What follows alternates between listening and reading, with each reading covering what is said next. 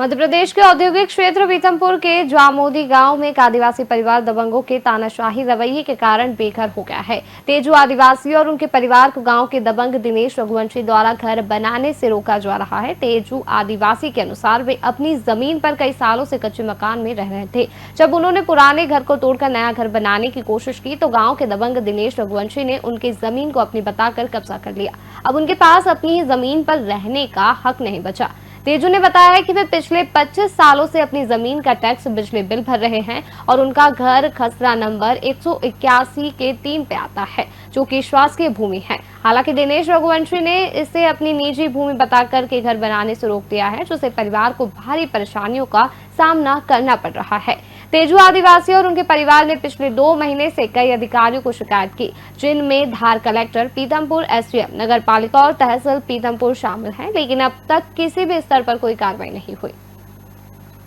हम मकान बना रहे थे, हमने मकान बनाना चालू किया था। हम तो यहाँ 25-20-30 साल से रह रहे हैं यहाँ पे, और हम नगर पालिका में टैक्स रसीद बराबर भर भी रहे हैं।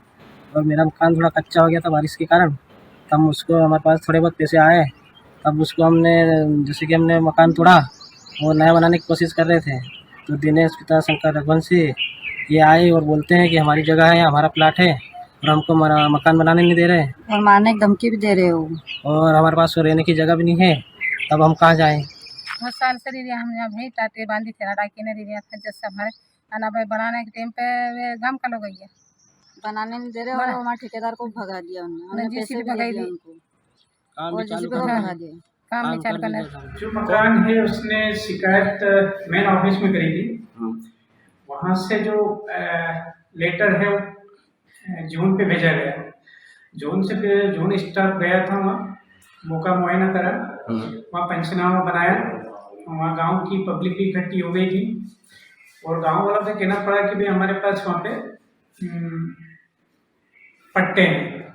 तो वो पट्टे भी लिए गए और अगले व्यक्ति से भी अपने पट्टे की मांग करी, उसने पट्टा नहीं दिया वहाँ पे, और उसने जो पट्टा बताया था वो दूसरी जगह का था।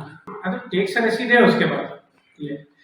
बाकी अब आगे की कार्रवाई के लिए हमने पंचनामा बना के सीएम साहब को प्रस्तुत कर दिया है।